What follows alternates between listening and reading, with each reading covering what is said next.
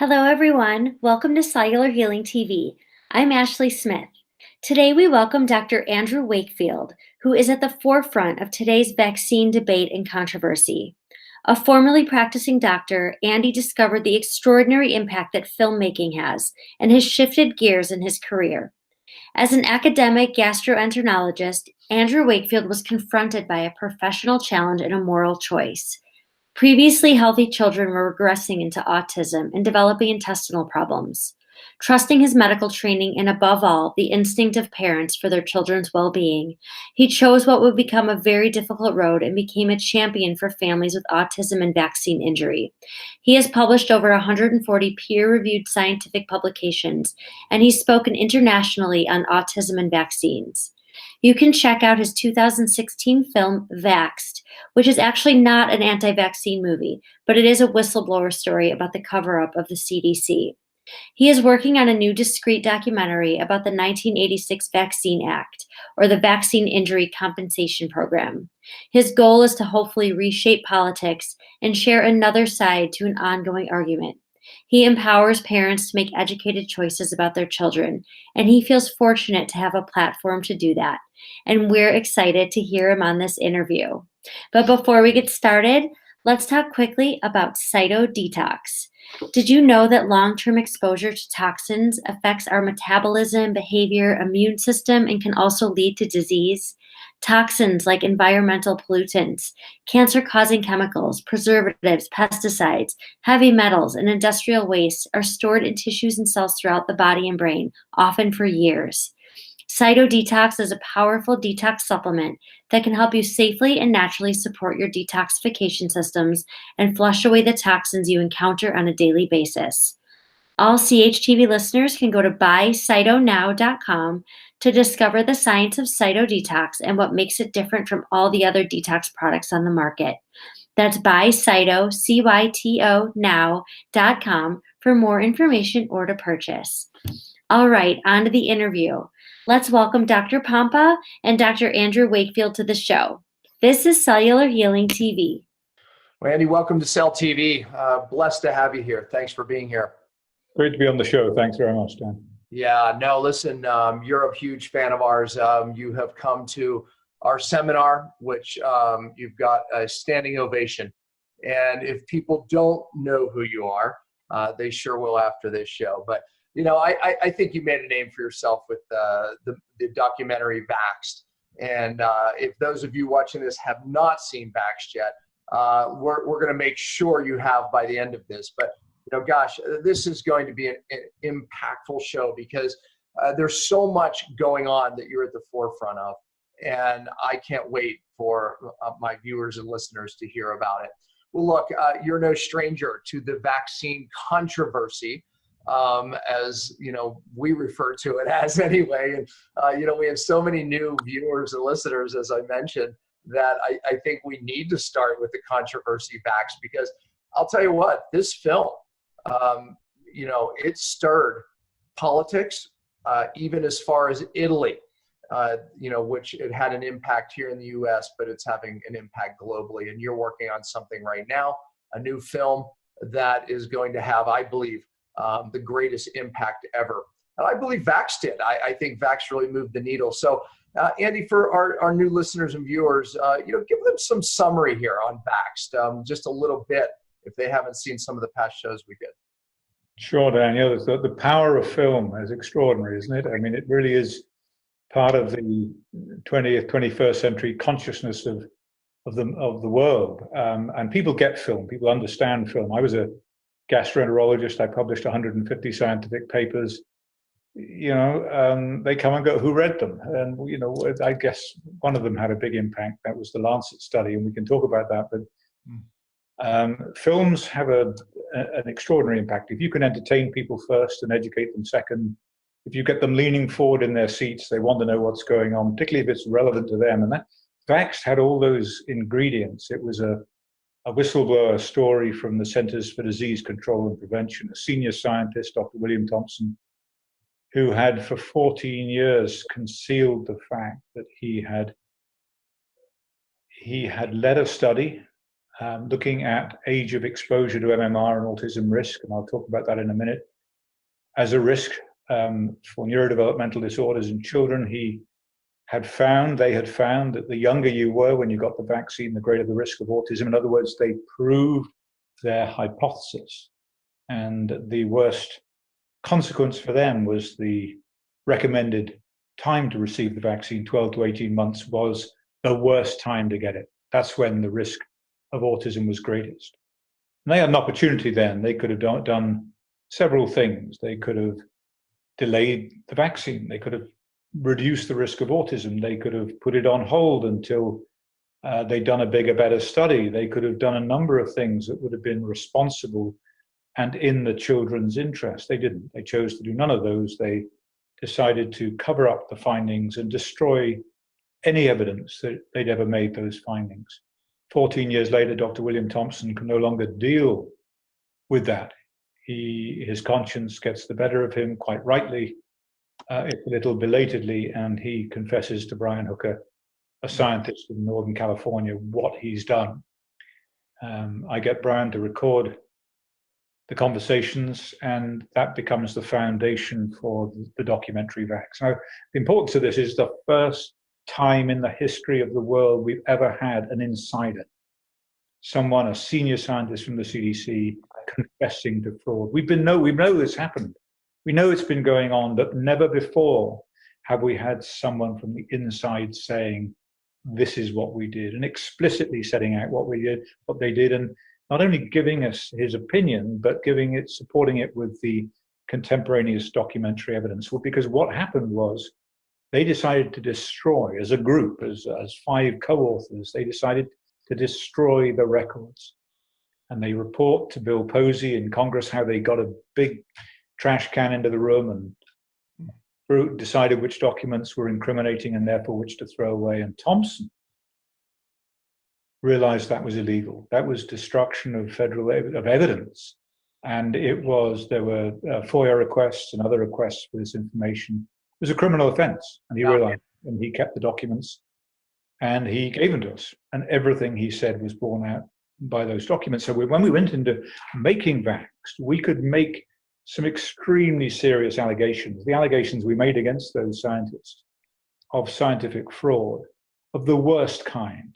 I mean, these doctors were sworn to protect the health, the lives of America's children. They did exactly the opposite. They deliberately and recklessly put them in harm's way. For 14 years, they put children at risk of serious, permanent neurological damage. And they did it knowingly. It would never needed to have happened. And so we felt very, very confident in going out there and telling this story because we knew they would not sue us. And people have said afterwards, oh, it was, you made it up as a lie. If there'd been one word of a lie in that film, one word, thing that was out of place, that was wrong, we'd have been sued to the moon and back again. Yeah. We weren't. Why? Because there wasn't even a whisper. Why? Because they knew it was true. And so it was a very, very important story. And just to kind of capture the impact, because you talked about the impact, there's a poll every year that goes out to the American people called YouGov, Y-O-U-G-O-V, and they asked the question, do you believe vaccines cause autism? And in 2015, before the release of Vax, then 13% of the adult population, the voting public, polled, said definitely or probably. After Vax, 1 year later, nothing else had happened in that year. It was 31%. That's a massive shift in public consciousness with one film. And it's going to be more than that now because a lot has happened in the interim, in the meantime. So, yeah. Well, I mean, it was considered a controversial film. I mean, so much so that De Niro, I mean, it made big news. It took some heat at his film festival, and but people call it an anti-vaccine film. I mean, I disagree with that. It's about a cover-up. I mean, most physicians, they haven't seen the film, and they have no idea that this is about a CDC cover-up, which it was set out. That study was set out to show that vaccines, in fact, are not linked to autism, and as you pointed out, it actually showed the opposite. and therefore led to the cover up. I mean, William Thompson, I think one of the things that people would say is, well, gosh, I mean, why aren't we seeing this on, headline news? Why wasn't he testifying before Congress after this? I mean, the guy admits to covering up the information. He admits to lying. So 2 questions. Number one, why do you think he did? Obviously risking his life, risking so much, his career. And number 2, why didn't it pick up media coverage? Well, yeah, William Thompson took a big risk. You're quite right. He couldn't live with it any longer. He decided to come forward. And to his credit, he didn't know he was being recorded. So, it was when we told him we were making a documentary or releasing a documentary, he was somewhat surprised, but ultimately, I think, relieved, because that was what he wanted. He wanted this to be made public. And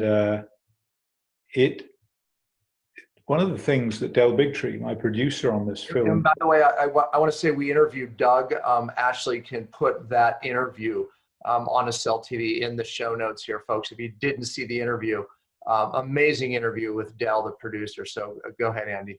Yeah, Del was in the mainstream media. He was on the Doctor's TV show, and he was astonished that the mainstream didn't cover it. Here you have a whistleblower for the first time admitting that they deliberately put children at risk of autism from vaccines. And that is the strength of the pharmaceutical industry lobby and the public health lobby on the media. And you've got to bear in mind that for mainstream media, for the network TVs, the main sponsor is the pharmaceutical industry. They're the people who spend the most dollars on advertising. And it's estimated that up to 70% of their income in a non-election year comes from the pharmaceutical industry advertising. So they're not about to bite the hand that feeds them. And that's what happened here. And backed up behind that is the public health lobby saying, look, if you put this out there, whether it's true or not, then people are going to stop taking vaccines and children are going to die, and it's going to be your fault. And that gets to people. When editors and producers are told that it's going to be your fault that children die, that's often enough to kill the story dead. So it didn't get into the mainstream until Vax came out. It was accepted at Tribeca, and then under pressure from pharmaceutical industry sponsors, it was pulled from Tribeca. That was unheard of, to censor an independent film from an independent film festival. What an extraordinary thing to have done. And yet De Niro then realized he'd been hoodwinked, went on the Today Show 3-4 days later and said, we shouldn't have done that. Everybody needs to see this film. And he was furious. And all he wanted to talk about on the Today Show for an extended period was the film that never played, Vaxxed. And of course, what happened then is it exploded. So for the first time ever, and I've been in this for 25 years, so far, the public relations firms, the drug companies, public health have been in control. They've contained it. This, for the first time ever, they could not contain, because the censorship made it a million times worse. And we witnessed that wherever we've gone in the world. In Italy, they tried to censor it from being played in the Italian Senate. For the first time ever, an Italian senator was censored from his own Senate, from playing this film to his colleagues. Of course, what that did is put it onto the headlines news of every major newspaper in Italy. It suddenly went everywhere. Everyone wanted to see Vax. So every time they've tried to censor it, it has been their undoing. So please, with the new movie, censor it. Get on and censor it. Start now, because it's going to increase the viewership massively. Absolutely. So if they haven't seen Vaxxed, where's the easiest place to view Vaxxed right now? The best place to go is Amazon Prime or Netflix. You can go to cinemalibrestudios.com and you can get a link, download it via DVD. There are many, many ways to do it. So, but Amazon is the simplest, certainly as far as I'm concerned. Yeah. Yeah, I mean, it's remarkable. I mean, like I said, people think, my God, you must have made this up because, I mean, the information is that out of a novel, but yet it's 100% truth. And, I know that you're working on a new film, and I know you don't want to, disclose too much, but what I know about the film and what I know that you even uncovered in the last couple of years, It makes Vax to look like the baby novel. I mean, literally, people will, I think, be stunned at what's really going on.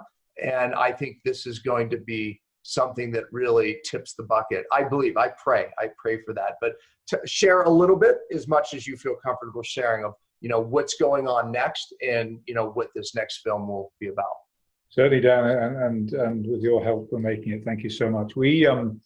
It started as a discrete documentary. I was never going to make a documentary again. I was going to make a feature film based on a true story on the same theme. And then this story presented itself, and it was too good to put down. And then it went from being a single episode to a 3-part series.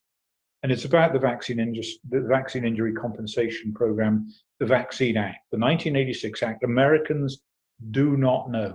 Few people know. There's nothing that shocks politicians more when you go and talk to them, except when you tell them about the Vaccine Injury Act. And what that was is basically the pharmaceutical industry held the feet of the government to the fire back in '86 and said, if you don't give us freedom from liability, if you don't give us indemnity from being sued for the damage done by our vaccines, then we are going to stop making vaccines and you can deal with the fallout.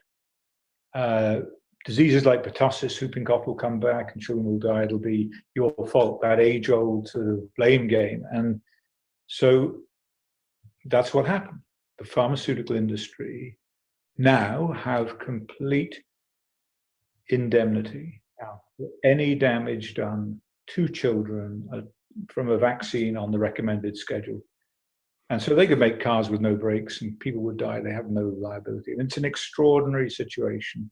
There's only one other industry that enjoys any degree of protection. That's the nuclear power industry. And I think the damages have to exceed $100 million or something like that before that even kicks in. So, but here we have an industry that has indemnity. It has a mandated market. Children are forced by dint of being removed from their parents or not allowed to go to school, particularly in California, public or private school, unless they've had the full vaccine schedule. So you have a mandated market for which there is no downside. All you can do is make a huge amount of money, which is exactly what the pharmaceutical industry have done. And what this film deals with, and I won't go into too much detail other than to say it looks at the intended consequences of the act and the unintended consequences of the act. And the intended consequences, or the intention of the act, was to provide compensation for damaged children, those children who were the collateral damage in the CDC's war on infectious disease. They were the unfortunate price that had to be paid to protect society, and we had an absolute moral obligation to look after them for the rest of their natural lives. The second was to research vaccine safety to make vaccines safer.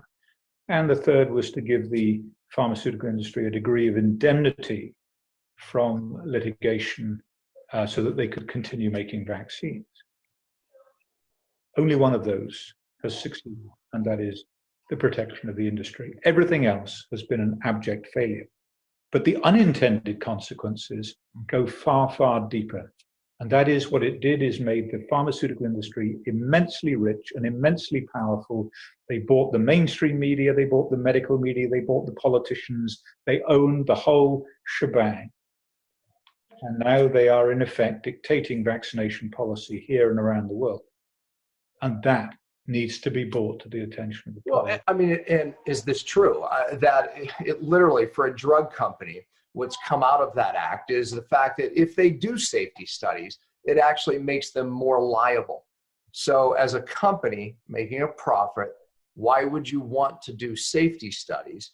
Because it makes you more at risk as a company. Is there truth to that? Oh, absolutely. Why would you do a study that would reveal something that you don't want to be revealed, that could curtail your market? You wouldn't do it. I'll give you an example. Hepatitis B vaccine. That's now given to neonates on the first day of life. The studies, the trials for that vaccine. I say to people at meetings, I say to parents, how long would you want the safety study, the prospective double-blind controlled safety study to be for hepatitis B vaccine before you allowed it to be put into your 1-year-old, your 1-day-old infant, and people say 5 years, 10 years, 6 months, 4 days. 4 days. In other words, Dan, coming to what you just said, anything that happens after 4 days is nothing to do with the vaccine. Mm. If your child dies on day 5 or 6, that's nothing to do with the vaccine. Why? Yeah. Because they constrain the vaccine to 4 days of study. And here's the other thing, there were no controls. So they take this is not like any other drug that they would require to go through the FDA through in a double-blind, placebo-controlled study using a sugar pill as placebo. This is done without any controls whatsoever. It is not science. It doesn't even come close to science. It doesn't approximate to anything resembling science. And yet they're allowed to get away with it. So that's the kind of study based upon which they are then allowed to market these products to every child in the country. Not only that, it becomes mandatory for every child in the country. Well, I mean, at that point, it becomes a cash cow, right? I mean, to bring a drug to a market, I don't know the exact numbers, but it's hundreds of millions of dollars, right? Because of safety studies and obviously trying to minimize your liabilities. I mean, all that has to go through. I mean, the testing, and you don't have a guaranteed market. Okay, with vaccines, you have a guaranteed market, and the safety studies, they don't have to be there, and there's no liability. I mean, this becomes the greatest cash cow for a drug company at that point. Yeah, I mean, if you look at the projections, the amount of money that pharmaceuticals are going to bring in by 2020, and the proportion of the market compared with standard pharmaceuticals, many of which have gone off patent and the pipeline's empty, vaccines are full. Someone says that the other day that something upwards of 270 new vaccines in the pipeline. They can't go wrong. Why wouldn't they just go on producing vaccines? Somebody has to rein this in.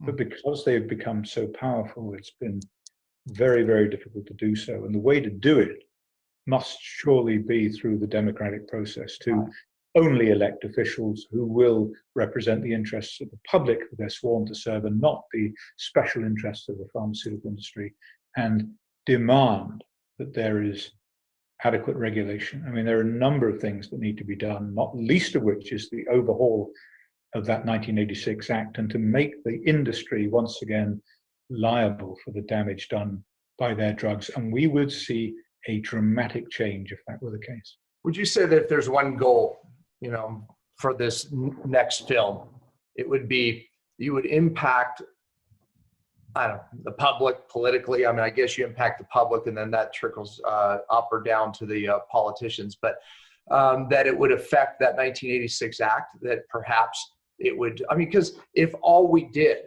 is change that, imagine how many lives would change, how many children would be saved. Oh, yeah, and so that has to be the target, whether we affect politicians directly or indirectly through the electorate who see the film and then make their vote make their vote accordingly. But that has to be our target, to change the mindset of the leaders in this country, so that we get proper regulation, that we rein in the pharmaceutical industry, and we put children as the priority. Yeah, and that kind of brings me to this, because I actually want to back up, because someone might be watching this and say, okay, what is this doctor's grind against vaccines? Why is he so passionate about this? Because they may not know your story. I think it's worth backing up. And if someone Googled your name, they would read a lot of stuff about Andy Wakefield. Briefly tell the story. I mean, where this all started, how you got on this, because you were not against vaccines, but boy, I'll tell you, your life took a turn. Yeah, not at all. It's a long, detailed, ugly story. But yeah, I'm going to have to say briefly, just because it's that long and detailed.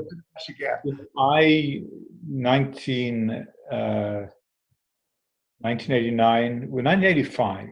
I was a mainstream gastroenterologist working at a major London teaching hospital. I had a team of 19 people working with me. We were doing some wonderful research in inflammatory bowel disease. Very, very exciting time. Parents called me and said my child was developing normally. and they were speaking and interacting and they were playing and they were absolutely fine. And then they had their MMR vaccine and then they crashed. They had a seizure. They were slept for 5 days. They woke up. They were never the same. They've got terrible gastrointestinal problems. No one will take them seriously. And they have autism. And I said, well, I don't know anything about autism. It's so rare, so I can't help you with that. But, my thinking was, well, firstly, their gastrointestinal symptoms have to be diagnosed. They either have to have bowel disease ruled in or ruled out, and that hasn't been done. And why hasn't it been done? Because they're autistic. Well, that's crazy. This kid has gastrointestinal symptoms that are debilitating. They're ruining their life. They need to be investigated. So that was number one. Number two was, is there a link between what's going on in the intestine and the brain? Because the parents would say, when they eat certain things or when they're in pain, their behavior is terrible. Certain things make their behavior go off. When I put them on a diet, an exclusion diet, or rest their tummy, then they get better. I thought, well, this is fascinating, because as a gastroenterologist, we'd see this all the time. I worked on a liver transplant unit. We've had patients, when the patients got jaundice, they became encephalopathic. They started getting confused and they couldn't join up dots on a page. Then they went into a coma and then they died. And it was the link between the bowel and the brain, toxins from the gut impacting the brain. So was something similar happening in these children? So it was intriguing and it deserved investigation, and not least of which we might be able to relieve their suffering. So that's what I did, and that was the beginning of the end of my career. But because one of the things is, part of the deal is that my job as a doctor is to investigate the parent story to the best of my ability. And that included not only the bowel side of it, but whether the vaccine itself, MMR, measles, mumps, rubella vaccine, was involved. And that was untouchable. And I hadn't realized at the time how untouchable it was. I was terribly naive. I was a sort of Boy Scout. I went to the Department of Health and I said, I thought you might be interested to know that this vaccine that you're recommending is maybe linked to this disorder. And we don't know that, but we need to research it. Well, that was... Yeah, you naively thought they'd be kind of, wow, thank you. We were not terribly enthusiastic. And all of that led to me being targeted by a freelance journalist working for Murdoch's Sunday Times. James Murdoch, the son of Rupert Murdoch, was on the board of GlaxoSmithKline, the major manufacturer of the MMR in the UK. And his job was to get Wakefield. Basically, it was to protect the GlaxoSmithKline's reputation in the media. And he did that extremely effectively and destroyed my career in doing so. And I lost my medical license. That was then completely overturned in the English High Court when my colleague John Walker Smith appealed, and the Lancet paper was effectively totally exonerated in that appeal, the first time the story had ever come before a proper judiciary.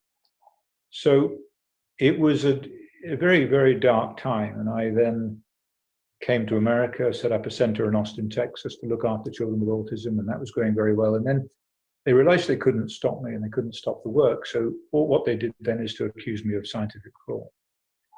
And it can take 5 minutes to accuse a scientist of scientific fraud, and a lifetime, if ever, to undo that. And so if you go to Google now, what you'll read is what they wrote. And if you try and change it, because you can edit Google, within 3 minutes, it'll be changed back again. Because they have an army of people doing that, and I don't. So I don't bother with that kind of nonsense. I just get on with the job.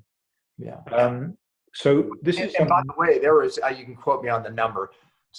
I was thinking 7, but several, I don't know what it was, studies after yours that actually showed the exact same findings as that original study that you did, making that connection.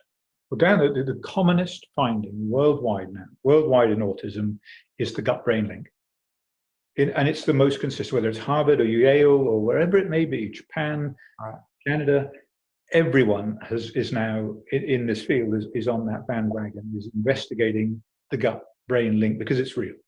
In other words, the parents were right. They were right all those years ago. And what a tragedy that all of this time has been wasted going after me in order to protect the vaccine industry when children have been suffering in the meantime. The state of our knowledge could be so much further advanced by this stage if that work had been allowed to take its natural course. But it wasn't. Why? Because it conflicted with the profiteering of the pharmaceutical industry and public health beliefs and policy. And that continues to this day. But we are winning. We really are winning. It's too common a problem now, tragically.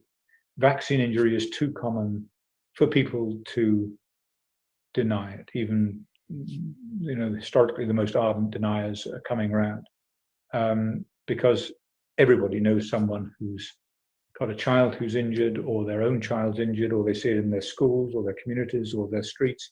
They know. People know.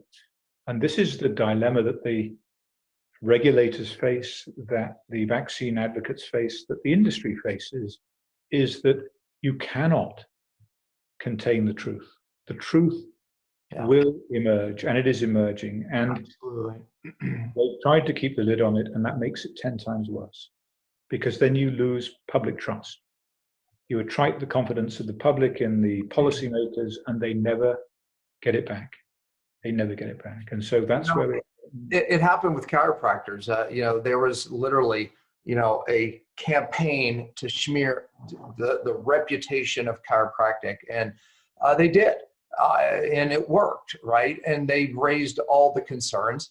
Of course, in court, it was absolutely chiropractors won, but there was an apology given in the Journal of American Medicine in the back, about a paragraph, because that was part of the settlement that chiropractors got.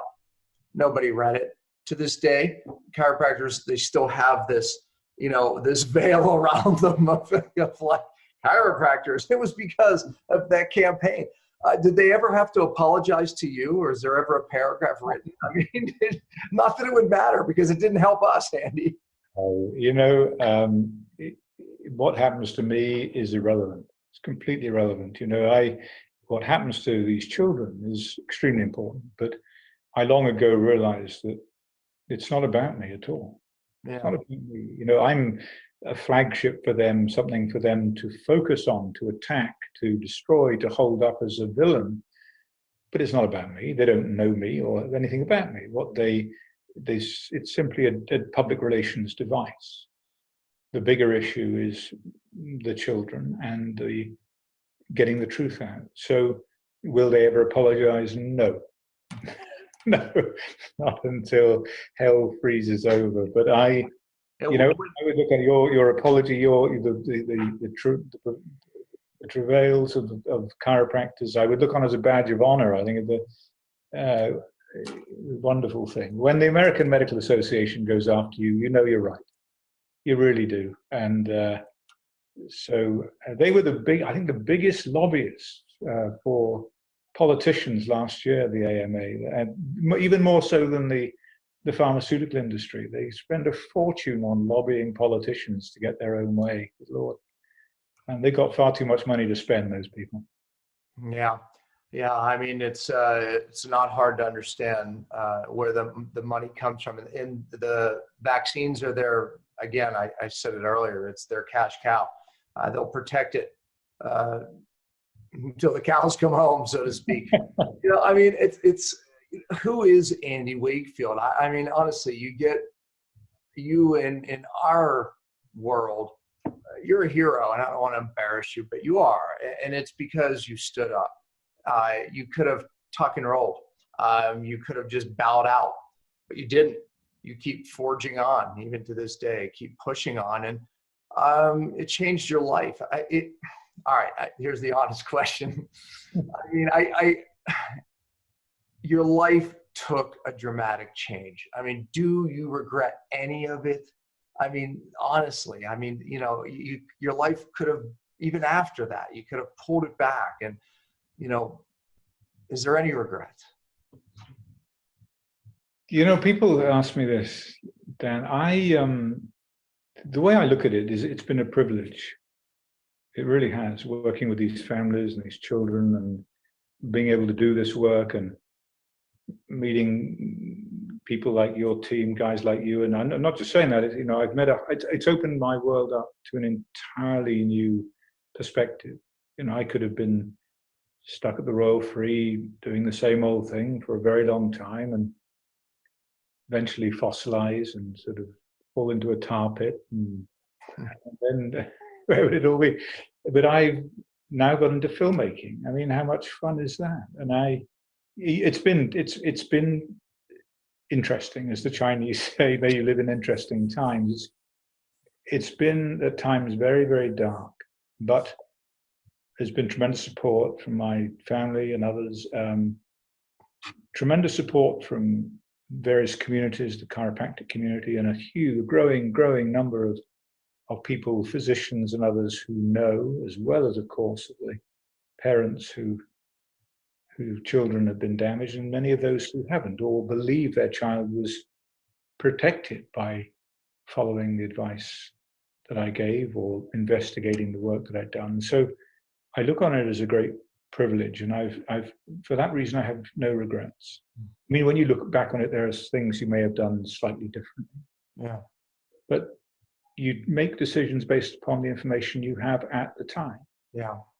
And heaven knows, if we knew the outcome, if we were more prescient, if we had a crystal ball, we probably wouldn't do these things.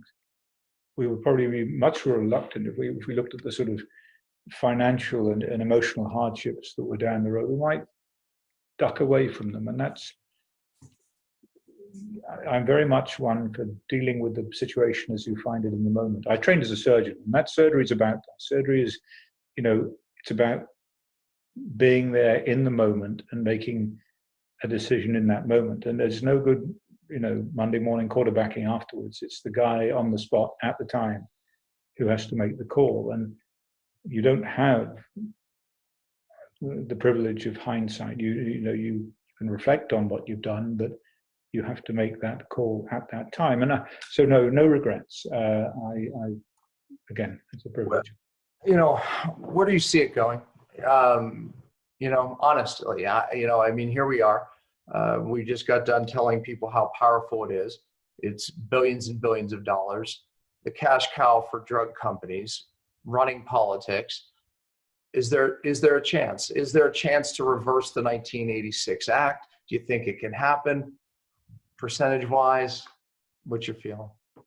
Yes, I do. I really do believe that. It's not just that I'm a pathological optimist. I really do believe that once the groundswell of public opinion gets behind this in the way that it is doing, and achieves a majority, which it will do, then we will get what we want. Let me give you an example. People say, well, that's just fanciful thinking. But in Italy, we took vax to Italy, and it was censored, and that led to a rash of newspaper and television articles across the country, and they panicked. GlaxoSmithKline did a deal with the government to make their vaccines, other vaccines, mandatory, so that they would have a guaranteed market. They didn't want the Italian people running amok and ruining their business plan. So the Italian government passed a mandatory vaccination bill. Well, then it came to the election, the general election, and there were many, many, many people opposed to this. People were up in arms. There were marches throughout the streets. The Italians organized like nobody else. And two parties, one left of center, one right of center, both ran on the basis that they were going to throw out this bill. They were going to overturn it. They were going to repeal the bill. And they both got the same number of votes, and they formed a coalition. They were politically divided, but they formed a coalition on the basis that one thing they agreed on was that they had to overturn the mandatory vaccination bill.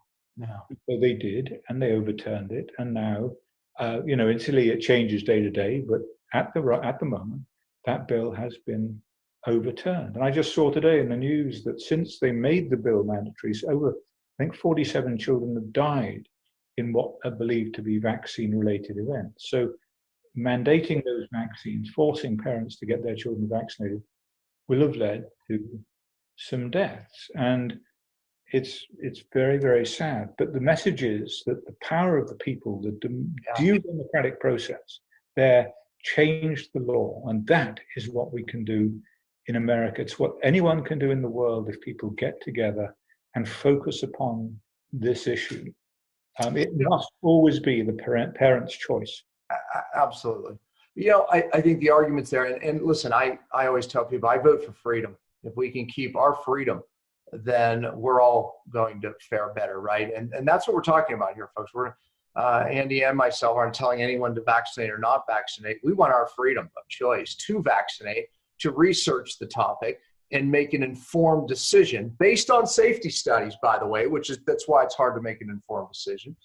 So by reversing this 1986 Act, number one, safety studies. Number two, we'll be able to push drug companies into doing more safety studies because they will be liable and we'll have a choice. And that's really what it's about.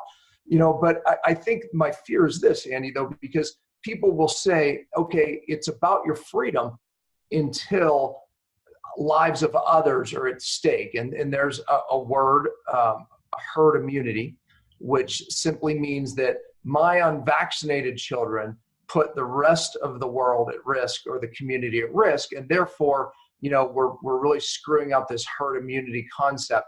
Is there truth to herd immunity? And how do you see that playing into the argument made against our freedom to vaccinate? Herd immunity is a concept that's poorly understood and used totally inappropriately. I think the thing to do is to divide, statistically, first of all, vaccine efficacy, any protection you get from vaccine is short-lived, 5-10 years. So the vast majority of adults in this country are no longer immune. So where's the herd immunity? There's no herd immunity. They say we need 95% of people protected from measles to maintain herd immunity. 50% of the country haven't had a measles shot in forever, so they're not immune. So that whole concept of herd immunity goes out the window right there. But it works politically, because if we're putting other people at threat, then that's the argument. Now, the other thing is, if their vaccines work, well, where's the problem? Your child's vaccinated, so why should my unvaccinated child be a threat to yours? The problem is the vaccines don't work. They don't work in any way like with the effectiveness that we're told they do. We were told one shot for life. We were told that one shot would reproduce what natural infection incurred, and that was lifelong immunity, and we know it doesn't. Now it's 2 shots and really 3 shots and 4 shots and 5 shots, because they don't work, because vaccines do not induce natural herd immunity. They induce a quasi-immunity, which is short-lived and not protective, and in fact may encourage the evolution of vaccine-resistant strains of these microbes. But what vaccine herd immunity, whatever that is, has to compete with is the fact that before the vaccine came along, we had natural herd immunity. And natural herd immunity in the space of 50 to 80 years had reduced the childhood mortality rate from measles by 99.96%. In other words, measles was becoming a milder and milder. And it was becoming a milder, sorry, I lost you there briefly, Dan, milder infection. And so we were coming to terms with it. There was an understanding between measles and the human race that the benefit to us would be one exposure, lifelong immunity, with the incurring of a mild transient infection from which we make a full recovery. That's where measles was headed. And that's what vaccine immunity has to compete with, a 99.96% reduction in mortality. You can't compete with that. That's an astonishing effect, right. Astonishing natural acquisition of herd immunity to a disease.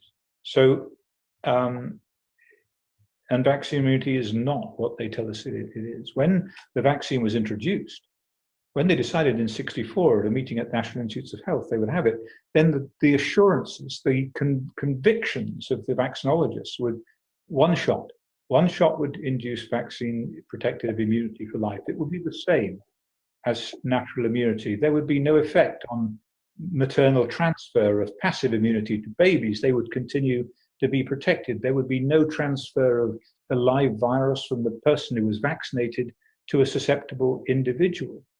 All of those things, every single one of those things has proven false. Yeah. All of the assurances of the vaccinologists and of the National Institutes of Health have proven false. And so measles, we have never given enough respect. We've never given it the respect that it deserved in terms of saying, we don't understand this thing. It's more complex than we can imagine, and we need to treat it with a great deal of concern. We approached antibiotics in the same way. Initially, they were a miracle, a medical miracle.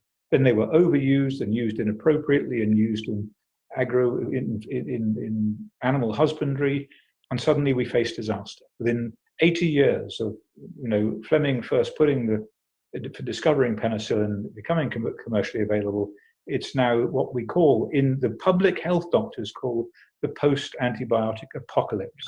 They call it the end of modern medicine. And this has come about because we misunderstood the microbe, the power, the collective power of these organisms to change, to mutate, but to adapt and survive. And we have created a nightmare as far as antibiotics go, and we look like we're heading the same way with vaccines as well. Was vaccines ever, you and I would argue there's a time and a place for an antibiotic. Is there a time and a place for a vaccine? And was there a time, the question that people say is, what about polio? It's a very good question, and it's impossible to answer. If the science was there, if the science were adequate, that one were able to answer that question, the risk-benefit analysis, was it a good thing, was it a bad thing? And I'll give you an example of this, from the science, from one of the most distinguished vaccine scientists in the world, Peter Raby, a Dane working in West Africa, and he has studied the effects of measles vaccines and diphtheria pertussis vaccine for many, many years. And he wrote a paper recently showing that his conclusion was that DPT vaccine may have killed more children than it saved from the target diseases. It kills them through non-specific effects, making them more susceptible to other infectious diseases. Now, that's an extraordinary conclusion to come to for one of the world's longest surviving, most pervasive, widely distributed vaccines, but it's killing children at 5 times the rate that it's actually protecting them. That's an astonishing situation, but gives you some idea of what we do not know. That after all of these years of using this vaccine, suddenly one of the top scientists comes forward and says, actually, it's killing children at a much higher rate than it's saving them from the target diseases. What an indictment that is. So it has become impossible for anyone to make a determination that the benefit outweighs the risk, because we don't know what those sides of the equation are. And polio vaccine, the oral polio vaccine now, we're told, is responsible for upwards of 50,000 cases of paralytic polio in India. And the only difference between the disease caused by the vaccine and the disease caused by the natural virus is that it's twice as deadly, the vaccine disease killing twice as many people. So these downsides are starting to emerge, and there is real concern in India about what to do about it, and the influence of external agencies like the Gates Foundation in pushing programs upon countries that really then discover sometime down the line that there's a problem. You had the similar thing in Indonesia with the dengue virus, a sort of Frankenstein virus, a hybrid of 2 different viruses, Frankenstein vaccine. And they found, after giving this to hundreds of thousands of children, that what they'd done is produce a vaccine that made the disease worse. So then they got dengue fever, and they got it much more severely. They created a nightmare. So we do not know. There is so much we do not know. It's a case of they have been operating under the sort of concept that because we can, we should. Because technically, scientifically, in the lab, we can create these things. We should do it. No, we shouldn't. Well, in my seminar, on that note, you alluded to the measles virus and your concerns there, that we could be very close, to something catastrophic. Explain that a little bit, that our viewers can understand where your fear is with that. Yes, I mean, rather like antibiotic resistance, the danger with vaccines is if you give a vaccine that produces less than perfect immunity, do you encourage the evolution of strains of that virus that become superbugs? multi-resistant. They elude all of the immunity that you can produce. So when measles first gets into a population, like for example, when it came from the old world to America, when it went into the Yanomami Indians through a vaccine, there's a huge mortality rate because there's no immunity in the population. There's none at all. So people at extremes of age are getting the infection, and they're the ones most liable to death. Yeah. Infection. The trouble with producing imperfect immunity with a vaccine, as we have done, is we're starting to see the emergence of measles in people who've received multiple vaccines. 3 doses of the vaccine. In other words, the wall has been breached. The virus is not susceptible to vaccine-induced immunity. So what the danger is that the virus, a strain of the virus that will emerge, that treats a highly vaccinated population like a virgin soil population, like a population who's never seen the virus before, with the same resulting infection at all ages. It would be equivalent to a black plague. That's the worry. And the irony here is that Bill Gates, one of the greatest proponents of vaccination worldwide, is saying something similar. He's talked on a television just a few days ago about his greatest fear for mankind was the coming plague that some superbug was going to sweep the world. We wouldn't be prepared for it. We'd have no vaccine for it. But the irony, of course, is that this may be a bug of our own creation. Yeah. And we know that in producing imperfect immunity with viruses like hepatitis C, then we encourage the production of these resistant forms, so-called escape mutants. And God forbid that we produce an escape mutant that really does escape all immunity and treat us as though none of us had ever seen the infection before. Scary. It really is. It's scary. And the more we learn about these viruses, bacteria, pathogens, I believe that absolutely is a possible reality. Last question. If you're a mom watching this going, oh my gosh, being scared by her physician to not vaccinate, hearing us talk and maybe other podcasts, afraid to vaccinate, what would be your advice? Well, I wouldn't despair. Humans are remarkably resilient people, and we're here on this earth precisely because we are resilient, and we do have superb immune systems, and our immune systems are geared up to deal with these infections, and have come to terms, certainly came to terms with measles as an infection long before the vaccine came in. So don't despair at all. I think that you can look after yourself in many, many ways, and good nutrition is a major part of that. But education,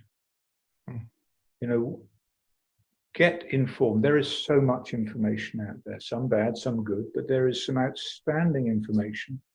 I'm just reading a book at the moment, and no plug, but I'm interviewing J.B. Hanley for the new documentary, How to End the Autism Epidemic, superbly written